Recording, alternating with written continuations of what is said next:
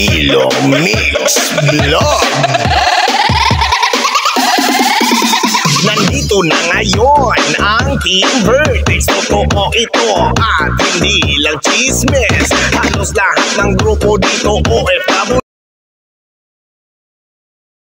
So guys, ngayong araw magluto ako ng sinabawang isda. Ayan. So ayan yung isda ko guys.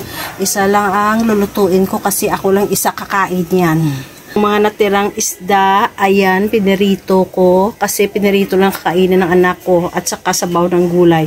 Yung isda na sinabawan ayaw lang kakainin. Ako lang kakain nun. So, ayan guys. Nagpakulo ako ng kamatis at saka sibuyas. Ayan, kumukulo na siya. Pero hindi pa siya, guys, masyado yung kamatis. Ayan, bilog pa siya. Hintayin ko yan. Yan pagkatapos, pag ano na yun, medyo malambot na yung kamatis, saka ko ilagay yung isda. Ayan. Ayan na sa guys, malambot na yung kamatis, ilagay ko na yung isda. So, ito yung isda natin guys. Lalagay na ito. Ay! Takot na sa tubig! Ay! Takot na sa tubig! Ay! Takot na sa tubig! Gaya, bagit ako sa tubig, magluglog ka na dahil kakainin kita. Ayan, nilagay ko na yung fish.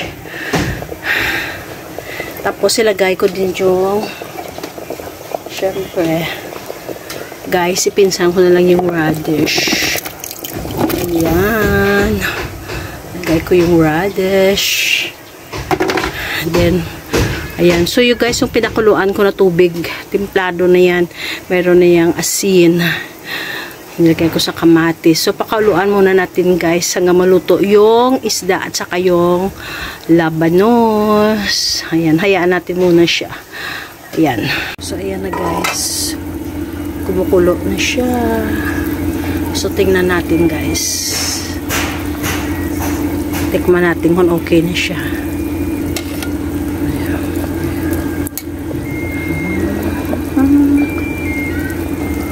So, okay na siya guys. Pwede natin ilagay yung kamuti. So, ano guys. Lagay natin yung dahon ng kamuti. Ayan. Tingnan nyo guys. Purple ang kulay ng dahon ng kamuti. Ayan.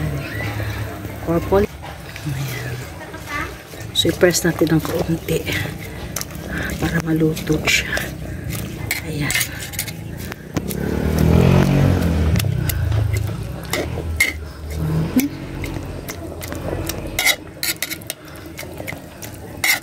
Ayan.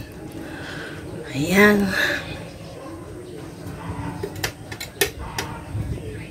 So, takpan muna natin siya guys.